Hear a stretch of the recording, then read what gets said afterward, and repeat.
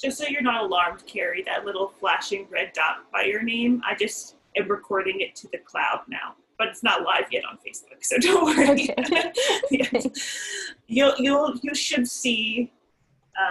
I'll just let you know when I press when I toggle on Facebook and YouTube because it says live on custom streaming service right now, but it won't Yeah. be actually live until I tell Restream to send it to Facebook. So I will let you know.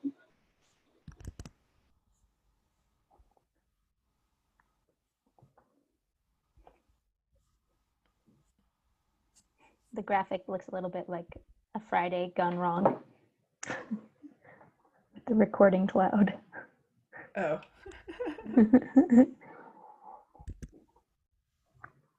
Okay.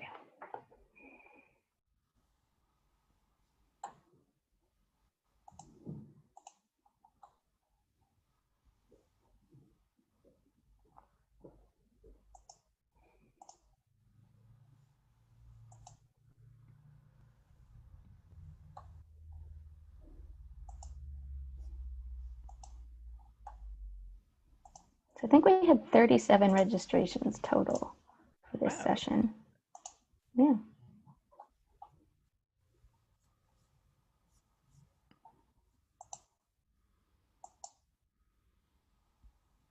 Mostly Temple members? As far as I know, yeah. Has the Taste of Judaism, is that like drawn people from all over the place? Yeah, it's like, Oh, really? I mean, we have like a woman from Whitehorse, and we have people from Chicago and Toronto. Whoa. Yeah. I mean, it's mostly Lower Mainland, but there's definitely people, like a good number of people from the Sunshine Coast and the island who like would never have made it in person.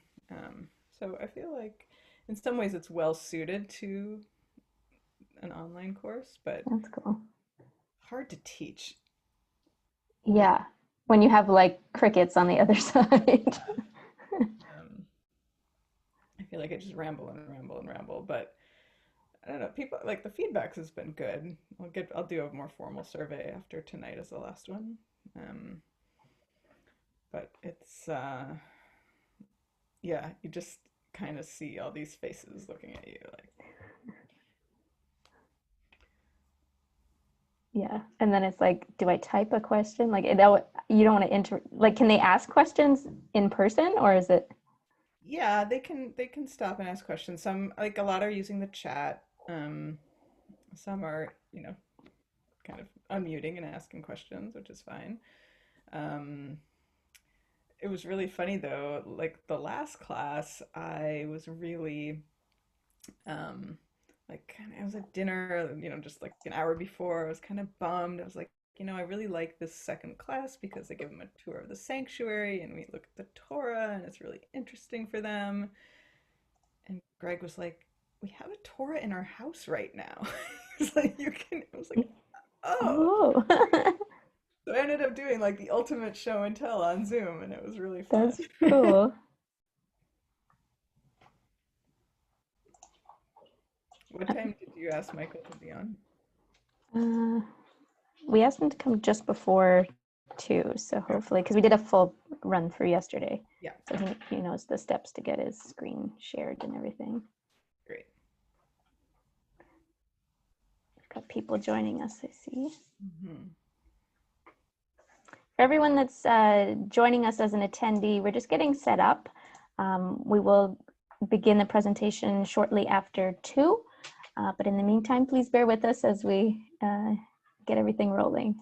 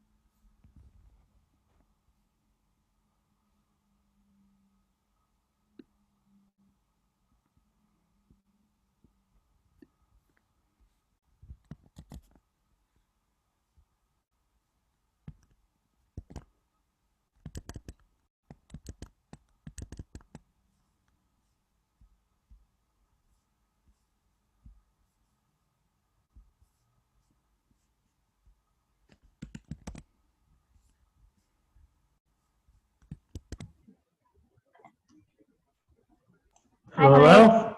Hi, Michael. Hi. Thanks so much for being here. How are you guys?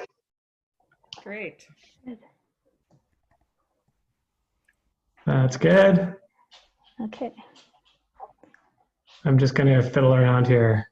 Okay. Oh, Yeah. So it's the link is live right now, so people are just joining us, but we won't okay. start until you're fully set up and ready to go. So don't worry. And the clock starts. Okay. I'm just deleting or closing all the confidential things on my background in case I accidentally open it up. That's best practice, definitely. Okay, I'll be right back. Thanks.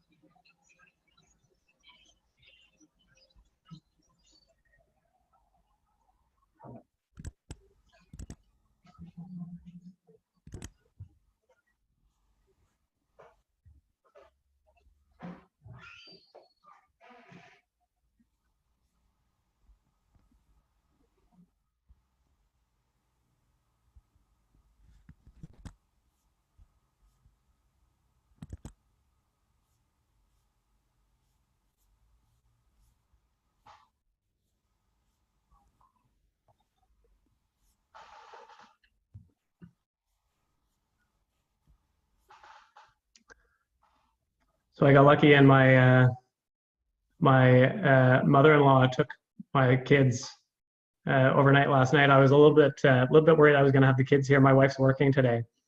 And so they're 4 and 2 and they do nap roughly around now, but you never really know. Sometimes I can hear them yelling and screaming. So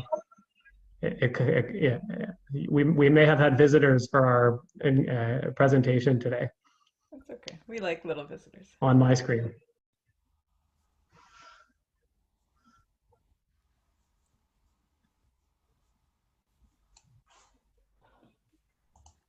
Okay, I can see we have 14 people already logged in. Hello to everyone.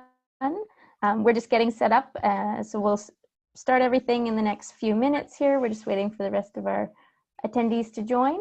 In the meantime, get ready with your pen and paper.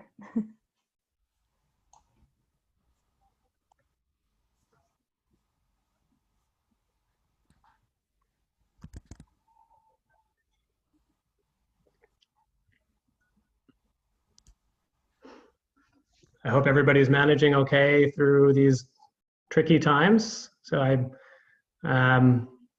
guess as we're kind of just waiting for people to join in, I'll just start talking. So this right now is the life of a wills, estates, and trust lawyer. Behind me, I'm in my kitchen, and been working from home for the last 2 months, and our entire office has actually gone remote. So there's 250 people in our office in total, and I think there's only 3 people that actually work in the office. Everybody's remote. It's been an interesting time, and I know, of course, that most other companies are doing the same thing. And in particular, in working in wills, estates, and trusts, which is my area of practice, it's been pretty interesting working with clients and trying to get people set up for their estate plans. And I also do a little bit of real estate, but I've had some interesting meetings with people. Our office is closed for meetings, so we actually can't do meetings in office. And so we end up doing, I've had a number of clients come to my house and sign in my front yard. Just as with social distancing done as best possible. I've had sign-ups on the hood of my car, in other people's backyards. So it's very interesting. We're all adjusting as best we can, most certainly. Okay, so I think we're ready to go live now. Got the go-to from Marielle. You're muted, Nicole. There we go. Yeah, so it's looking good. We've got 23 attendees so far. We're expecting more. So when they'll just join in when they join in. And yeah, I want to encourage everyone who has questions as the seminar goes on to use the Q&A function at the bottom of your screen. So you can submit questions there, and we'll ferry them to either Michael or Rabbi Brown, whoever is more appropriate. And yeah, enjoy. Excellent. Thank you so much to Nicole and to Marielle behind the scenes for organizing our webinar today. I want to welcome all of you from Temple Sholom, from near and far, to our topic today, which is on wills and estates. And we're very, very grateful to you, Michael, for joining us to offer some expertise on some of these important issues and things that we should all be thinking about. I'm going to start with a little bit of introduction and Jewish context, and then I will introduce Michael and invite him to share his presentation with us. So I know that we couldn't say wills and estates and all of these things. What does this have to do with Judaism, besides that we want to we have so many Jewish lawyers, but that's a whole other topic.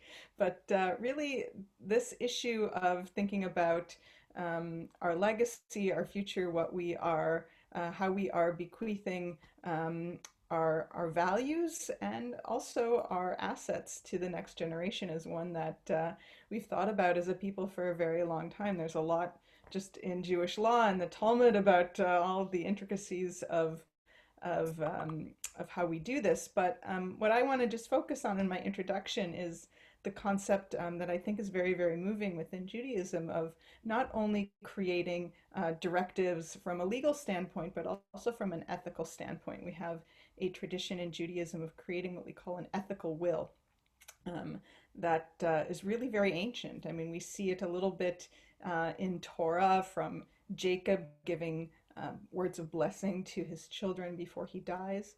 But we really have these beautiful letters that were written.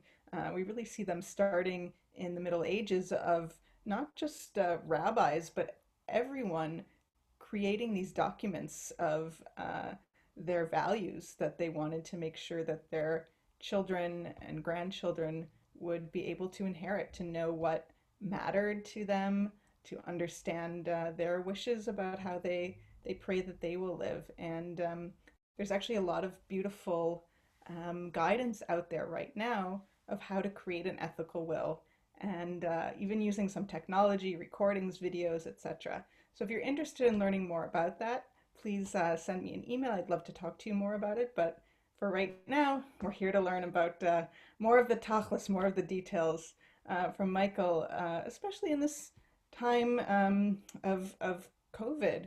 I know a lot of people are thinking a lot about making sure their affairs are in order and wanting to just discuss and try and think about what they need to do to get things in place. So again, Michael Scott, welcome. Michael is a wills and estates lawyer, and we're just really, really grateful that you're here with us, and I'll hand it over to you to share your presentation. Again, if you do have any questions, you can put them into the Q&A so that we can ask Michael. Thank you. Thank you, Rabbi Brown. And thank you, Nicole Harris and the Temple Sholom team for inviting me to speak to you all. I put on a dress shirt for you today. So I can't say that I've been wearing one very often in the last couple of months. Full disclosure, I'm wearing sweatpants, but that's okay because this is a webinar. So I guess I'm a wills, estates, and trust lawyer. Just a little bit of background on me. I work with a firm at downtown Vancouver called Clark Wilson. It's a full service firm, but we've got an estates and trust group of about 15 lawyers, some of which work on the solicitor side, which is doing the estate planning and estate administration and trust and tax planning. And some work in the estate litigation side, which is more focused on where there are problems and finding ways to resolve those problems. So I'm not the most tech savvy, but I'm going to try to share my slides here if I can do this properly. I think this is it. Oop.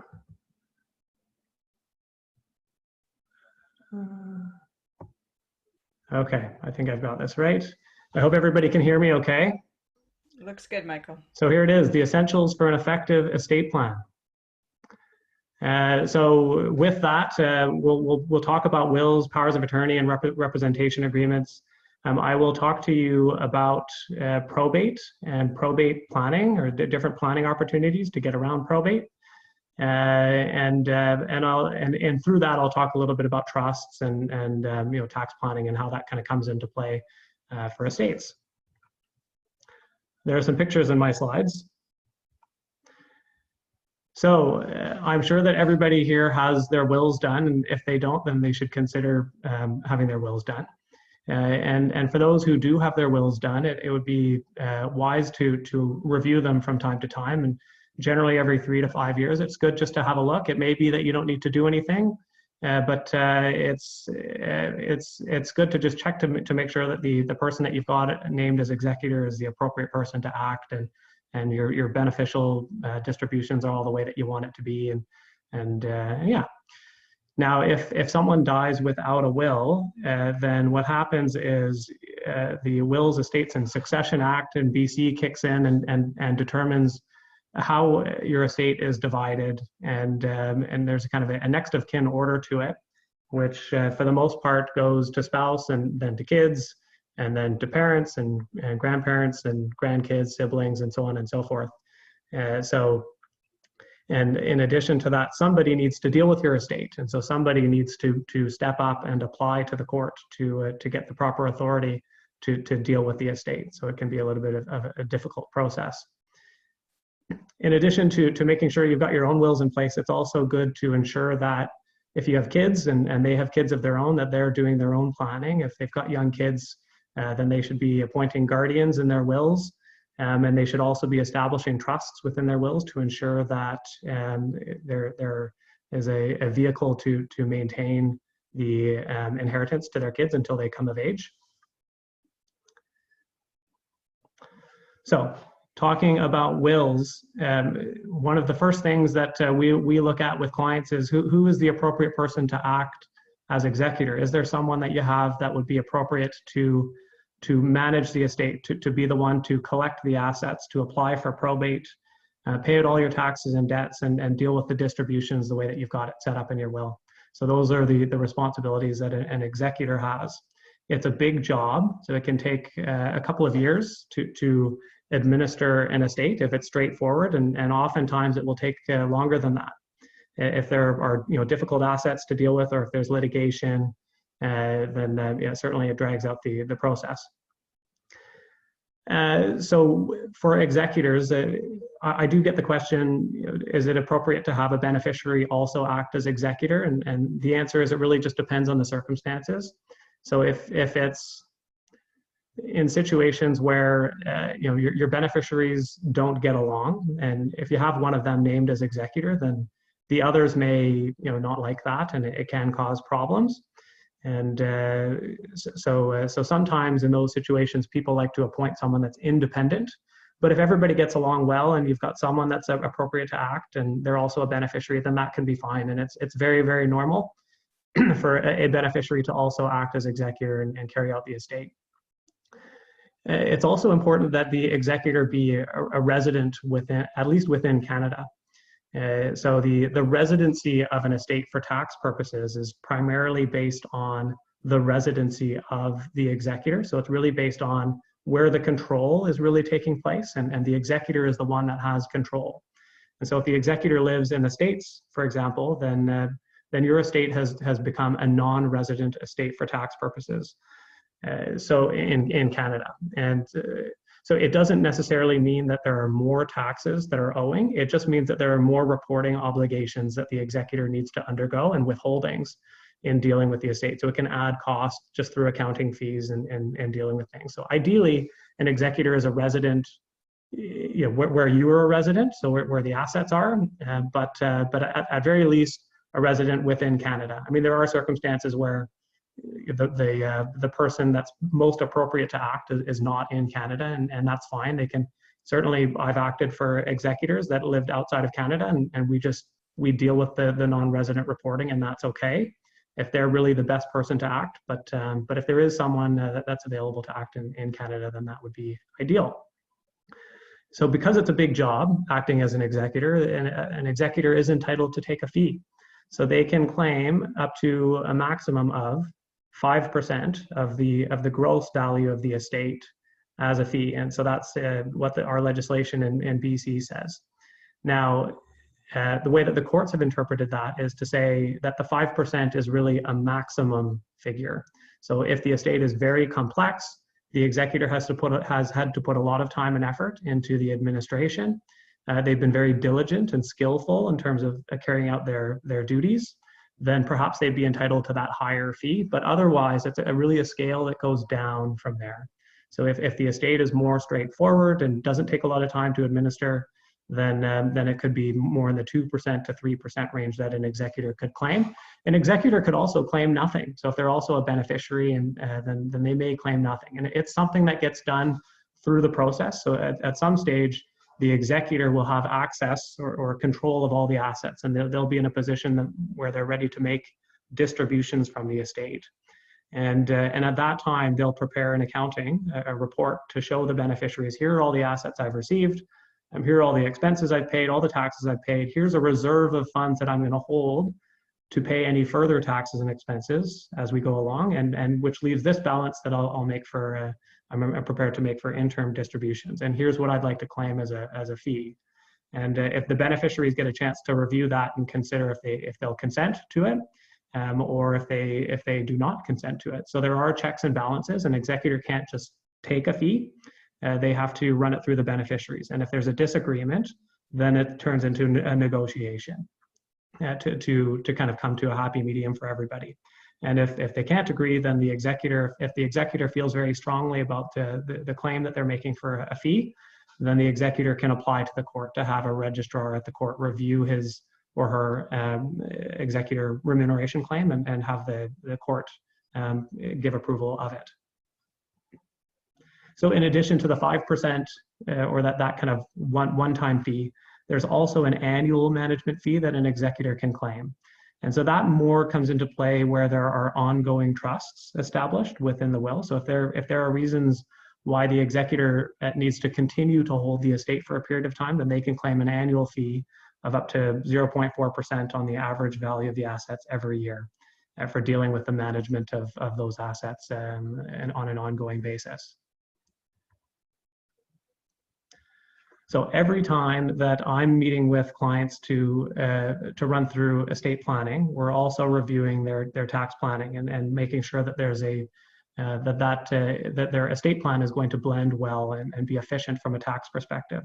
So the primary taxes that we look at are, so on the top of my slide there, it mentions the deemed disposition on death and capital gains. So how it works in Canada, when someone in Canada dies, it's deemed as if they've disposed of all of their assets as immediately prior to death. And so that disposition triggers any unrealized gains on assets, and that gain is then reported on that person's terminal tax return, which the executor would file, and the relevant taxes would be paid. So capital gains, it ends up being about 25% of the growth. So an example would be if someone had a recreational property that they've had for years and it was worth 500 grand when they received it, and then when they died, it was worth $1 million, and there's 500 grand in growth. And so about 25% of that would be taxable on death, which would be about 125 grand. So that's capital gains. Yeah.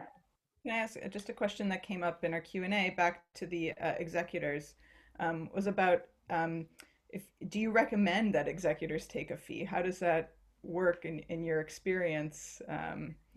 Is it beneficial to the estate or to the individuals?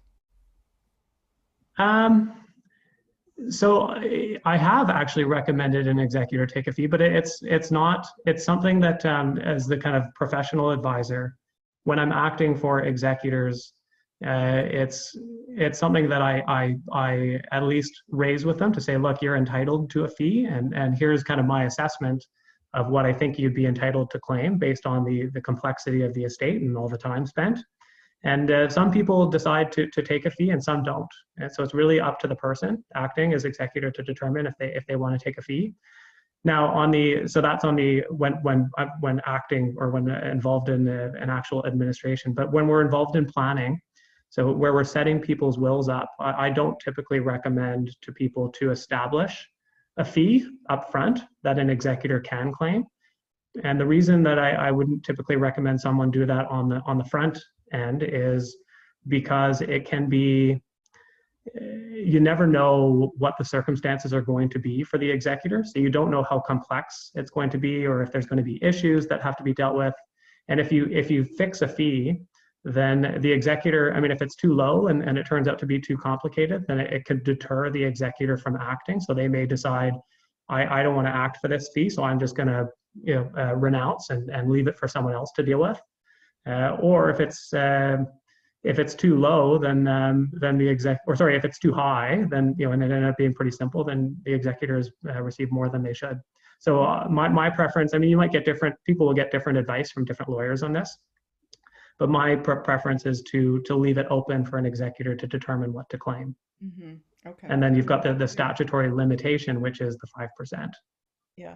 One other maybe quick executor question is about, can you have multiple executors? If someone has 2 children, can they both be executors, or is it better to have one? You can certainly have 2 executors, and you could, and we certainly see that. So people will often have two executors appointed. Some of the challenges with that are that both executors need to agree and sign off on everything. So logistically, it can be a little bit more difficult because they both need to be present and attending meetings and signing and going to the banks and doing everything that they need to do. It can be easier for just one person to do that, but there are circumstances where it makes sense to have 2 act. More than 2, you can actually have more than 2, but then it gets really complicated. Now you've got 3 or 4 people all needing to sign off, and it just really drags out the process. And if there is disagreement, then it can cause issues as well. So if you have 2 or more executors and they're in a disagreement, now you've got a deadlock and the estate's not going anywhere. Mm-hmm. Okay. One other little executor question, then we'll move on to taxes and other such things. Do you observe most executors to be family members? Yes. So we do. So I think that the majority that I see are the kids. So if people have kids, then their kids are typically appointed. For people that don't have kids, sometimes we see siblings or nieces or nephews acting. Sometimes we see professionals acting. So often people will appoint trust companies to carry on the job, because it is a really big job, and it's becoming more and more complex, and people don't really want to put that burden on a family member that's really outside of their own children. And in those circumstances, we find that more and more people are appointing professional trust companies to take on these roles. Great, thank you. Okay, so into the taxes. We talked about capital gains. In addition, we're always looking at probate fees and having that discussion when setting up estate plans to make sure that the estate's going to be as efficient as possible from a probate planning perspective. We're going to talk more about probate a little bit later on, but for now, probate fees are so the capital gains is a federal tax.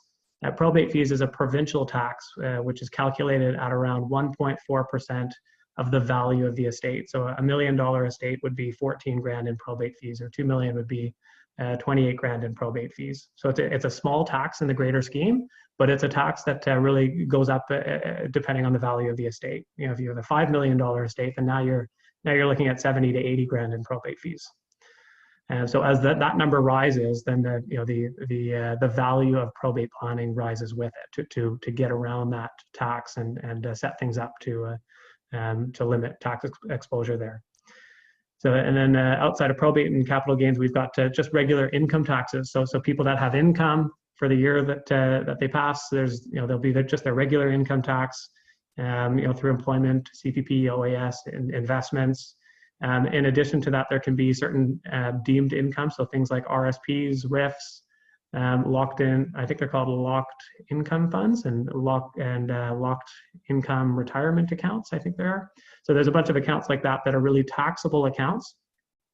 And so how those work really is, while alive, you can draw money out, and the money that you draw out is deemed as income for that tax year, but then on death, whatever is left in that account is treated as income.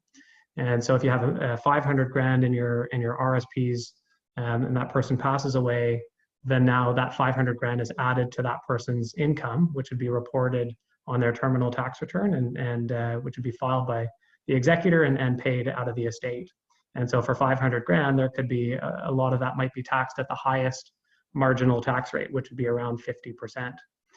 So that's something that we're looking at for planning, and just to try to minimize tax exposure and there. Michael, I had another question come up about capital gains. Yeah. Which is about when is the capital gains determined, from what date? So this person asked about, is it from the date of her marriage, the date of the death of her spouse? When does that clock start ticking for her own estate? Okay, so that's so it's a good question, and it kind of is, so yeah, it's there's not a super clear answer to it, but the very at a basic level, the starting point would be once you have an interest in that asset. So if you buy a property, let's say you buy an investment property, then you buy it for $1 million, then that's the starting point. Is you own this property, it's worth $1 million, and then now going forward, the capital gains can be triggered in a number of different ways. So number one is it could be triggered on a sale of that asset. So if you sell the property, then any growth from the date of purchase to the date of sale would be triggered. Another way would be if that property is gifted to someone that is not a spouse. So to kids, if it's a recreational property and it's being gifted down to the kids, or to anyone for that matter that's not a spouse, then that would also be a disposition, and the capital gains would be triggered and would have to be paid on the next tax filing. And then of course the one that I mentioned, which is in the event of death. So and on death, it's an automatic disposition, and the capital gain is due. Now, for spouses, we have in Canada spousal rollovers that can apply. So you can move assets between spouses on a rollover basis, which means that the asset there's no tax triggered. There's a deferral that applies, and so it just defers to between spouses. So if a spouse owns an asset and then they die, and then it goes to the surviving spouse, the taxes are deferred, the asset goes to the surviving spouse, and now the surviving spouse, the capital gains will be accruing for the surviving spouse going forward, and it's accruing from the initial purchase price that the first spouse had. So it doesn't reset based on the new value as of that date. They assume the capital.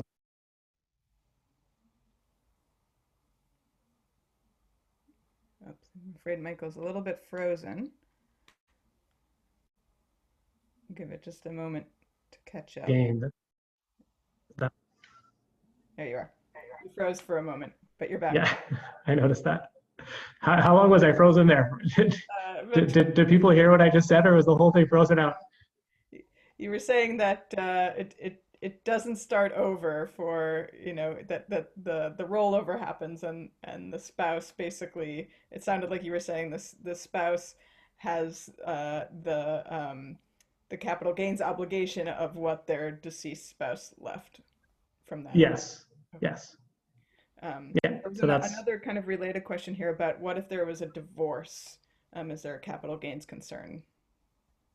So with spousal, similar to kind of the spousal rollover, in the event of a divorce, the CRA will recognize, as you kind of navigate that process of going through a separation, then assets that have appreciated value depending on who's ultimately going to receive that asset. So if there's a family, family home's not a good example, but if there's a recreational property and one spouse is going to be receiving that asset, then it can go to that spouse on a tax deferred basis. So there wouldn't be any taxes triggered unless the asset is sold. So if the asset is sold, then there's a different triggering of the capital gain, and that tax would be due and payable. Okay. And then finally, one other related question. If you don't have a spouse, will the capital gains obligation roll over to a child? So not, for the most part, the answer is no. So there's no rollover of capital gains to kids. There's only rollovers to spouses. So if you're passing an asset to a child, then you will pay that capital gain. So that it's triggered for you, and will be reported and declared on your tax return and paid out of your funds. Great. So there are to kids. I mean, if we're getting, I wasn't planning to get into too much detail about this, but there are certain exceptions to that rule. So for farmland, for example, so if you have a farming business, then farming businesses can be rolled down to kids on tax deferred basis. It can also be done for disabled children. So if someone has a disabled child and they have an RDSP set up, then certain assets can be moved into the RDSP on a rollover basis.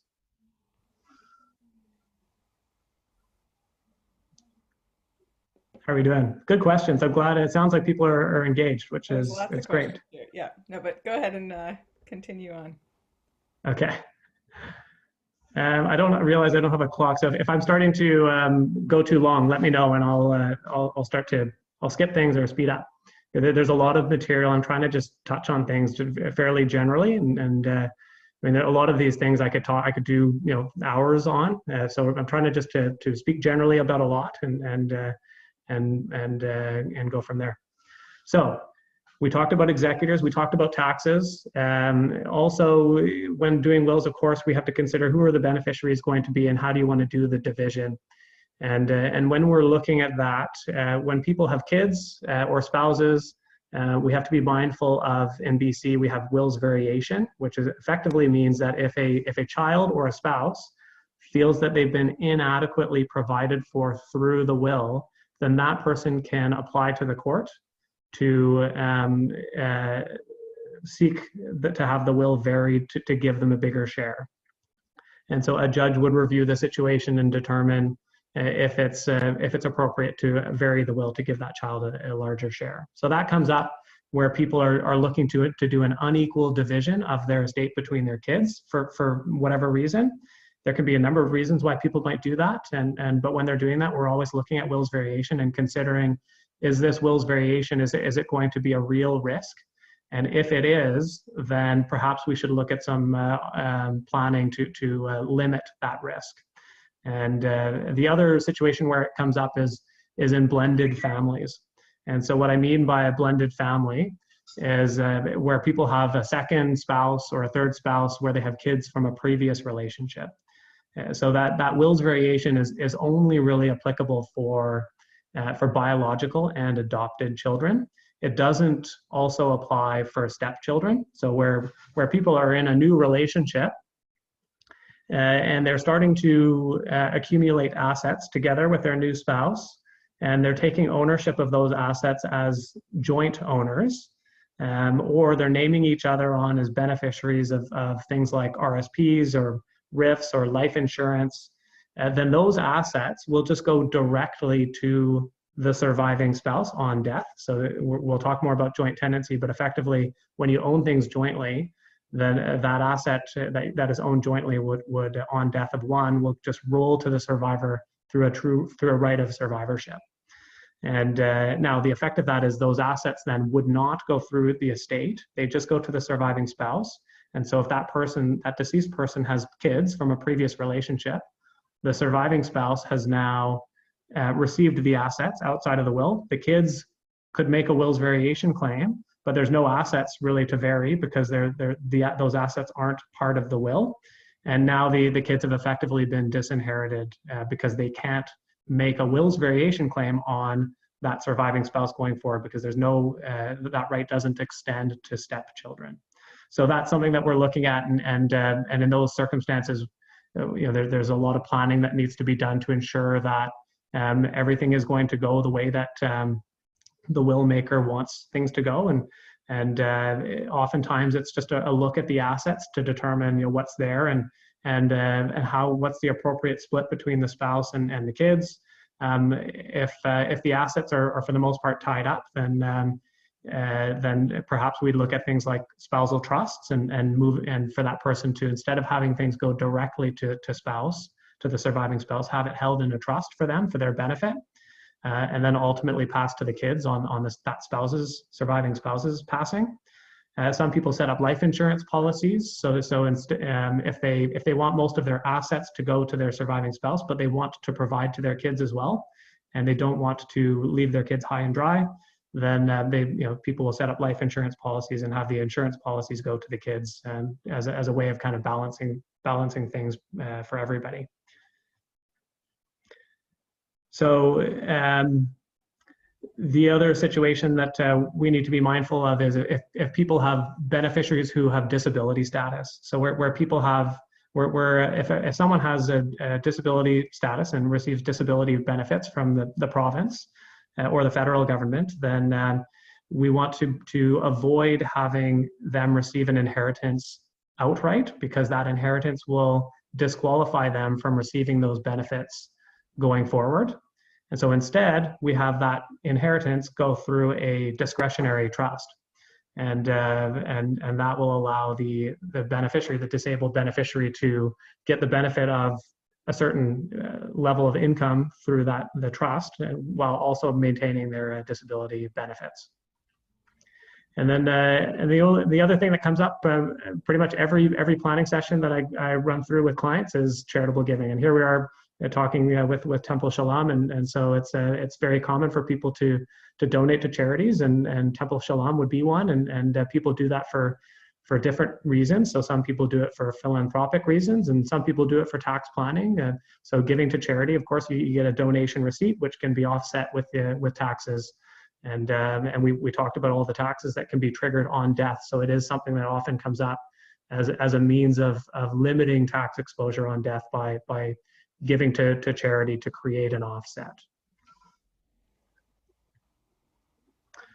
Okay, so moving on, I'll talk to you about probate. We've touched on it a little bit.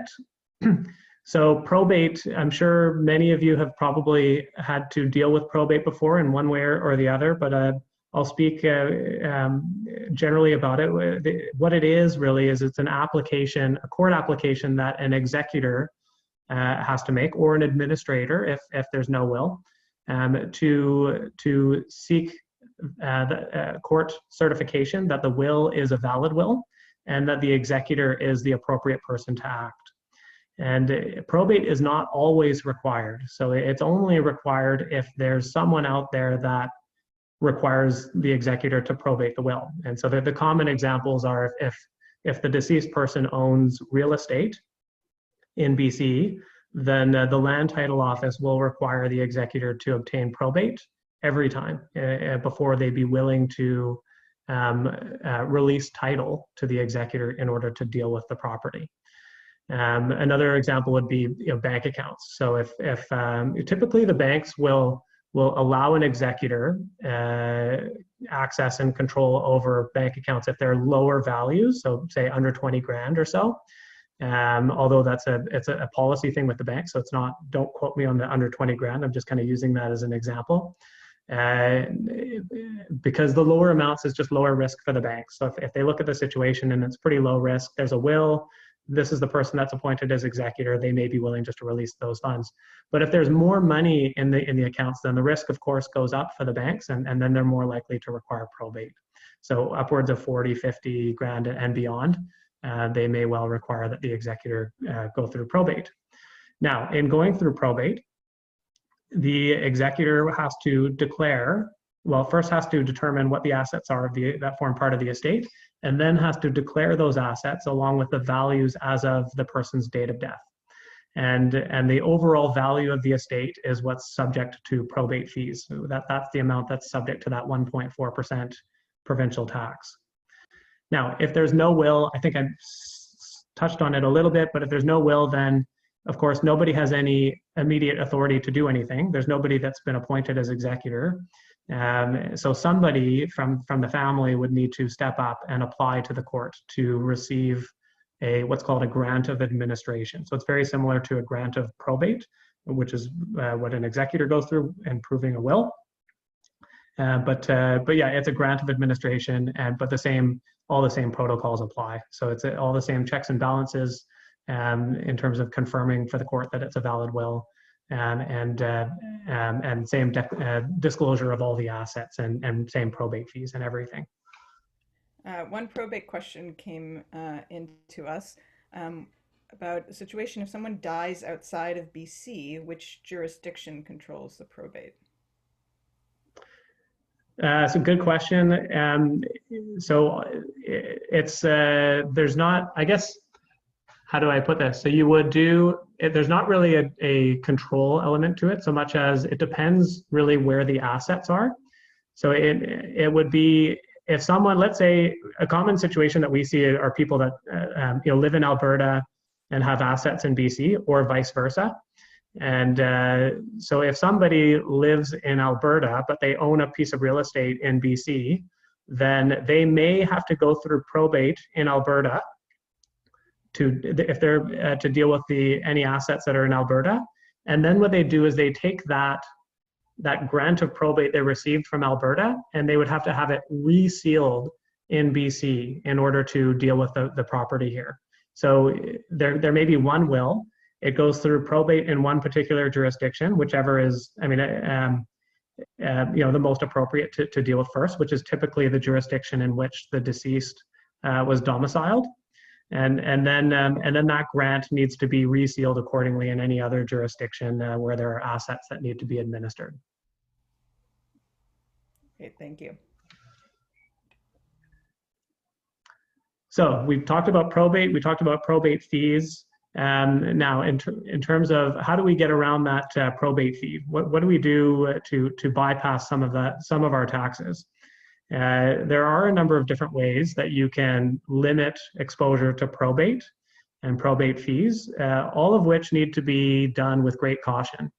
There are any steps taken to bypass probate can cause, although you may have avoided the 1.4% tax, you may have created other issues in its place.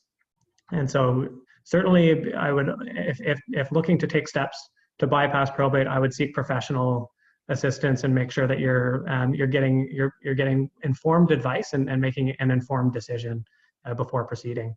Now, having said that, one mechanism that we use pretty commonly to get around probate are use of trusts.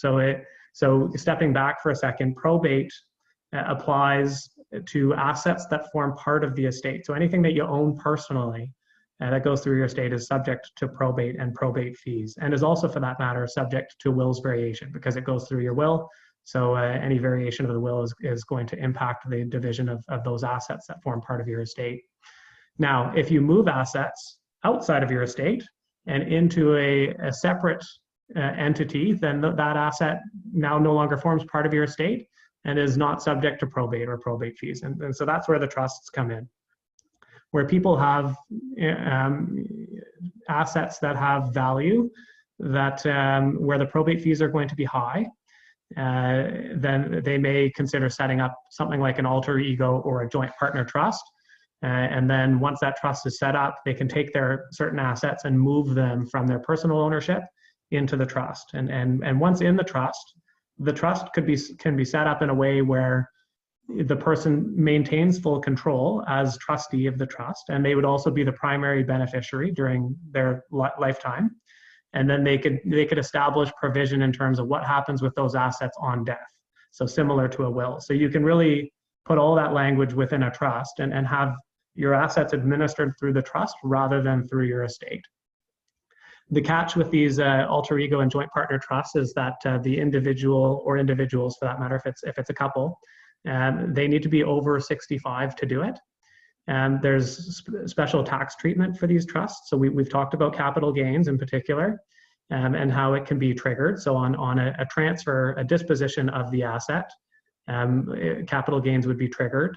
But for these types of trusts, the assets can be transferred to the trust on a tax deferred basis. So so the asset gets moved into the trust, no taxes triggered, they're deferred, and then would still just be triggered on a sale or on death. So once you've moved assets into the trust, those assets have effectively bypassed probate fees and have also bypassed any risk of wills variation. So those are the common reasons we see people set these up, is to if they have high value assets that can be moved into something like a trust, and to get around the probate, and also to if there's any risk of wills variation, then they've got that tool available.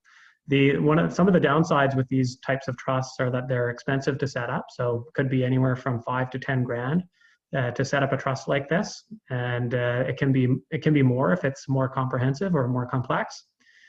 So you really need to balance the cost with the benefits. And so if you've got $5 million in assets, and where the probate fees are going to be 70 to 80 grand, and it's only going to cost 10 grand to set it up, then that's good value. But if there's $1 million that you can move into the trust, where you're paying 10 grand and ultimately just saving 14, then that's not as good value, and may not be appropriate unless there's a high risk of wills variation. Then maybe it would still make sense to do it. I have a note here about family trusts, but sorry, go ahead. Oh, just a question that just came in about trusts is, are there ongoing fees with trusts? So yes, so there aren't typically ongoing legal fees. So the legal fees would typically just be on the setup, but there are ongoing accounting fees. So it's a separate entity, a trust. So it has to file annual tax returns, and so there'd be accounting fees for that. So it could be $1,000 a year or $1,500 a year to deal with the tax filings. Okay. And one other question that just came in is, can a joint asset, like a bank account, with the right of survivorship avoid probate and their fees? So the answer is yes. So if owning an asset as so if you put, actually, you know what, we're just about to get into that. So that's next talk. I think that's actually the very next slide. Good. I'm not going to talk too much about family trusts. Is there anybody else, any other questions? I think we can move on from there. And just to give you, we've got about 15 minutes left in the... Okay, we're getting there. So I'm going to skip family trust, but it's just another way that people can use family trust. People will use family trust when they have business assets or companies, and they can roll their shares into a family trust, and that's another way of getting around probate. Okay, so right on with that question. So the other way to get around probate is the use of joint ownership or joint tenancy. Spouses use this all the time, and I would typically recommend to spouses to use this, especially if it's not a blended family. If it's the spouses that have the same kids, then owning, for example, your residence as joint tenants, the effect of that would be that if one of them dies, the property will automatically transfer to the survivor through right of survivorship outside of the estate and outside of the will. And then on that survivor's death, then the property goes through probate and goes through the estate. Same thing for bank accounts, investment accounts. Owning them jointly will allow them to pass to the surviving joint owner. Now, it gets more complicated when considering adding, rather than just for spouses, adding kids on as joint account holders or joint tenants to property. It's a question that comes up very regularly. There are rare circumstances where it makes sense to do it, but some of the challenges are, I'll give you kind of an example scenario. So if you've got someone, if you have, so parent has, a couple of kids, they want to put one of the kids on title as a joint owner because they were told that it would make sense it will bypass probate, then that may well be, but effectively that's your principal residence, the parent's principal residence. So as a principal residence, it's exempt from capital gains tax. And now the child who's been put on the ownership that now has an interest in the property, it may not be that child's principal residence. So now for that interest, there'll be capital gains that will begin to accrue, which is a bad result when it would otherwise be exempt for the whole property. So there's that child, if they have a spouse, and then they subsequently split up, that interest in the property that they have may be subject to matrimonial claims, or an interest, or certainly part of the growth of it. So that's another reason or a thing that we're looking at, and also that child, if they run their own business or they get sued, and there's a judgment against them, then that creditor may search title to find that child has an interest in a property and register that judgment against the title, and now that property is encumbered, and so you've lost some control over what you can do with it. So these are things that we're looking at when putting kids on title. So there, in certain circumstances, it might make sense. If you have one child and they live in the property with you, and so it's both of your principal residents, and the person has a low risk job where they're not likely to get sued, then maybe it would make sense to add them as a joint tenant rather than paying all the cost to set up something like a alter ego or a joint partner trust. I won't talk too much about resulting trust, but effectively I will say, so when putting a child on as a joint owner to any asset, that parent-to-child relationship, it's actually presumed when the parent dies that the asset that is now in the hands of the child is held by that child in trust for the estate, unless there's a contrary intention that says that it was intended to be a true right of survivorship. So we have to be mindful of that as well. And when we're having these conversations with clients, we're always making sure to document, if there are joint assets, we want to document them cleanly to ensure that it's very clear what the intentions were of the parent in that circumstance. So joint ownership is one. It is a tool that can be used. It's most commonly used with spouses to get around probate. Lifetime gifts, so you can always give things away during lifetime. That would bypass probate because now you've given up your assets where you don't own them anymore, and you have to be mindful of your needs. You also have to be mindful of same things as we talked about with joint ownership, things like creditor claims and matrimonial claims, because if you're gifting assets, then any growth, they may be intermingled into family assets with their spouse, and then on a subsequent breakup, it can be difficult to claw that back and to ensure that your child is the one that receives that. But there are ways to deal with that, and normally we set these up as loans rather than gifts, which are just repayable on demand, and there are different ways to do it. And gifts are actually protected in matrimonial circumstances as well, but it's really just the growth that's subject to claims, or if they get intermingled in other assets where it gets tricky. The other common tool to bypass probate is use of beneficial designations. So things like RSPs, TFSAs, life insurance. You can name people as direct beneficiaries on those accounts. So then those accounts would go directly to those individuals. And we have to be mindful of the taxes. We talked about the high income tax applicable in particular to RSPs and RIFs.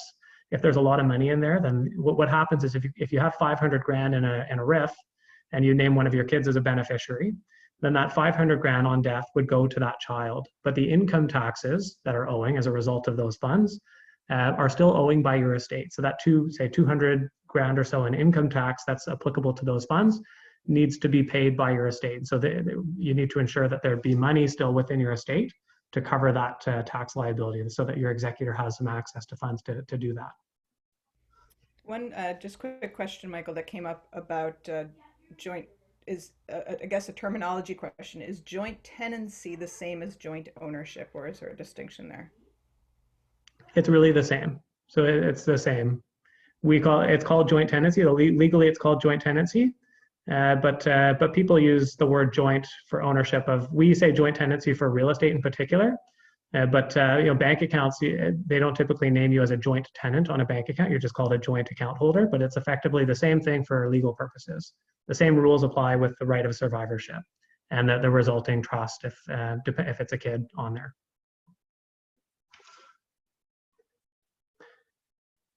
Any other questions before I move on to powers of attorney? We're getting close. I think we're gonna make it in time. I think yeah, keep going. Okay. So we talked about wills, trusts, probate planning. Those are really things that are more, in the event of death. planning. Now, these powers of attorney and representation agreements are really more in while I'm alive, here's who I want to appoint as the person to manage my financial affairs. So that would be a power of attorney. And here's who I want to appoint as the person to manage my healthcare and decision making, which is a representative under a representation agreement. So for powers of attorney, you got to consider who's appropriate to act as attorney. Do you have kids or a spouse that would be appropriate? Or if not, do you have nieces, nephews, siblings? If not, then you may look to trust companies to act in these roles. There are different ways to set these up. So you could do an enduring power of attorney, which would be, it would be effective immediately. So while you're capable, and then it would continue to apply if you ever became incapable. That's the most common way that we see these set up. There are often situations that come up where you may be capable and it may be good to have a power of attorney that has authority for you. For example, people that are retired and travel regularly, they may want to have someone that has authority, even though they're capable. They have someone in town that has the proper authority to deal with their affairs and can go and sign things with the bank or otherwise. A springing power of attorney is really, it springs into effect upon incapacity or another triggering event. The common one is incapacity. So in that circumstance, you'd set it up today, but then it's not effective unless you become incapable, and that's determined typically through an assessment by a physician confirming that the person is not of sound mind. So a power of attorney, the person acting as attorney would, in terms of their duties, so they would manage all your financial affairs, make sure your investments are in order, deal with your taxes, make sure your taxes are filed and paid, deal with your bills, anything financial related, they're doing that. There are some limitations. So a power of attorney cannot gift or make loans. They can, but it's the limit in our legislation is about $5,000 a year. So that can be a pretty low amount. So if this is something that comes up in planning, so when I'm talking to clients about powers of attorney, I'm getting a feel for, okay, do they donate, for example, regularly to charity? Do they make annual donations? If so, how much? If that amount is over that $5,000 limit, perhaps we should include some language within the power of attorney document to ensure that the attorney has the proper authority to continue with those donations annually, even in the event of that person's incapacity. So an executor doesn't typically get paid to do the job unless you expressly state that they can in the power of attorney document. So if you, when it's a family member or a non-professional, typically executors don't get paid. Where it's a professional acting, like a trust company, for example, then they'll have a fee agreement and they'll be paid. And typically they have a percentage of that they would charge, which might be around 1 to 2% of the value of the estate per year for kind of carrying out the role. Now, what if you lose capacity before putting in place a power of attorney document? In that circumstance, if you don't have, if you become incapable and you don't have a power of attorney in place, then unfortunately you now cannot put a power of attorney in place because you need to be of sound mind to do so. So somebody within the family would need to step up and apply to the court to become appointed as the adult guardian, so to speak. It's called committeeship. And it's a complicated court application. The public guardian and trustee gets involved and needs to sign off effectively on the person applying. And the person in question needs to be assessed by 2 different physicians and confirmed to be incapable. And so it's really it's a public process, and it can be a little bit ugly because it formally declares the person to be incompetent, which a lot of people don't want to do for their loved ones. Okay, so we talked about so representation agreements. I mentioned it's really a healthcare document appointing someone to make healthcare decisions. Again, you got to choose who's the appropriate person to act to make these decisions. These documents often have lots of language to them about life support and how pulling the plug, so to speak. There are different types. So we've got a Section 7 versus a Section 9. Those are just the sections within the Representation Agreement Act that kind of give different options for the setup of a representation agreement. A Section 9 representation agreement is really a full-fledged document which gives your representative full authority to do anything healthcare medical related for you. And it's something that you need to be of sound mind, have full capacity to enter into. A Section 7 representation agreement is one that is in place to allow people that have diminished or limited capacity to still be able to appoint someone as a healthcare representative, but there's different rules that apply for that, the representative acting. And yeah, so it's very rare that a representative dealing with healthcare would be paid to take on the role. I've seen it one time in my career. So it doesn't happen very often, but they can be paid. So the legislation does have some provision for a representative to be compensated, but it's not normal. Only in certain circumstances would it come up. Similar to the power of attorney, if you don't have one of these documents in place and then become incapable, then somebody needs to apply to the court to be appointed through committeeship to make those decisions. And it's the same application as with appointing someone on the financial side. So typically, it's something that gets done. If someone doesn't have a power of attorney or a representation agreement, then they would do that committeeship application for both roles on one go. Great.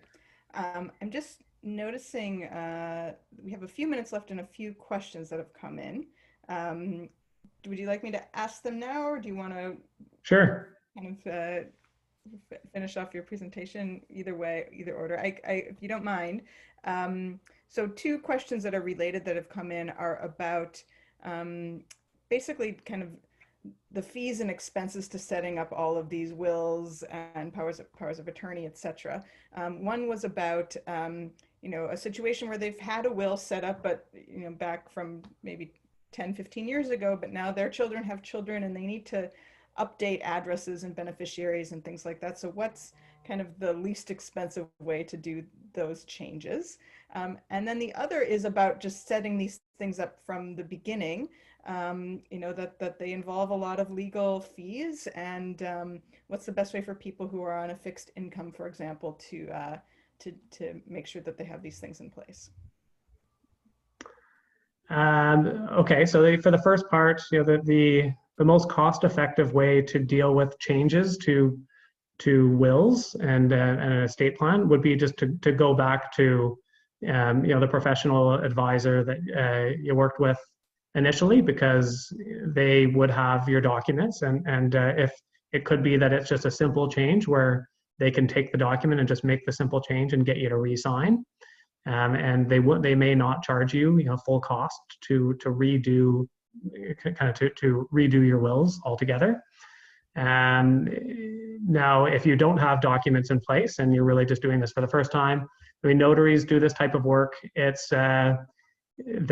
have limitations in terms of what they can do, so they would charge less, notaries, but they are limited in terms of what they can do. So notaries can't do trusts. For the most part, they can't provide legal advice.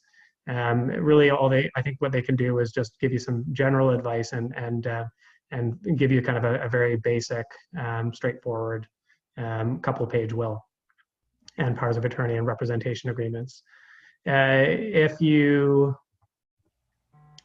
Now, what I can say is what I see a lot is people may have wills from 20 years ago, where it may be that there's only a couple little things that need to be changed.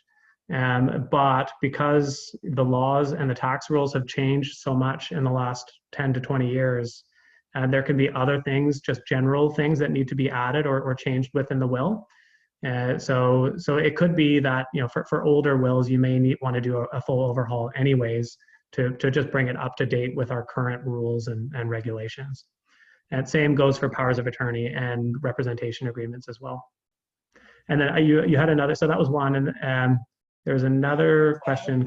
One other question that came in, which is asking if you have any thoughts about what changes to the tax code the government might be making with kind of the added expenses due to COVID and the different programs, thinking about estate taxes, inheritance tax, things like that. Oh, I have no idea.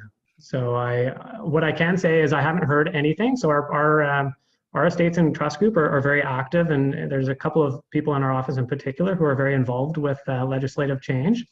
And so I get to hear it on a weekly basis in terms of what's going on. And I haven't heard any rumors that they're going to up any of these taxes. I mean, there have been the federal government in their annual budget have, a couple of times raised the idea of increasing capital gains tax, but then have not gone through with it. So those things come up from time to time. And then what happens for me is I get a whole bunch of phone calls from people saying that they want to trigger their capital gains now so that they pay it at a lower amount. And then all of a sudden, and then we talk to them about it, but then all of a sudden, the government doesn't go through with the change, and so then everybody backs off. So those things happen, but I don't know. I haven't heard any rumors that probate fees are going up. I haven't heard anything like that. So I think as far as we know, the rules are the way that they are, and they'll maintain how they are right for now. Fantastic. Well, Michael, you gave us so much information in such a short period of time. I really am just in awe and grateful to you for all of that insight. I don't know if you have a last word or anything you want to conclude with.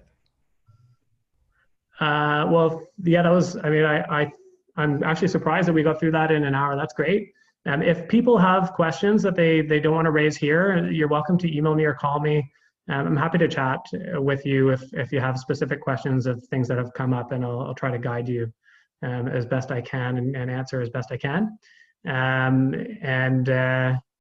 I think that's really it. I mean, yes, there was a broad kind of presentation on a number of topics, and really just touching very generally on a lot of those. But so keep that in mind, and if you want more information, then I mean, certainly I would recommend talking to your professional advisors, or you're welcome to call me, and I'm happy to have a chat with you as well.